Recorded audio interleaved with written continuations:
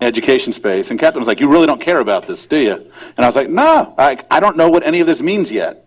And I think most Americans really had very little idea what Common Core meant until they started to hear relatively vitriolic characterizations one way or the other.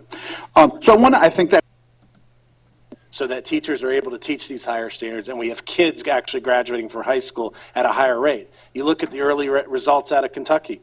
We are making progress with kids. You know, we can debate all we want in Washington about whether or not this is a good thing.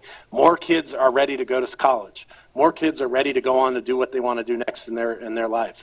This is important. So that's the stuff I don't want to lose. I can lose all the other stuff. I don't want to lose kids' success through this process. Yeah. So one thing I'd be sort of interested. Called Ed Reports, that is, it's brand new. They're beginning to look at alignment to materials. I think this is overdue for us. I don't think we should do anything but acknowledge the fact that we've been slow to provide teachers what they need to teach these standards. I think we have to then start from that point and move forward, because quite frankly, Catherine's reporting has been very consistent on this, and it's not just her that I've seen this. When I go into schools, teachers are saying, where's the stuff to teach these different standards? And so you can't say that standards aren't that much different and then also say we need way different materials to teach these standards. So I believe there were some significant changes in what we've written in these standards, and we need better materials. So. Sure.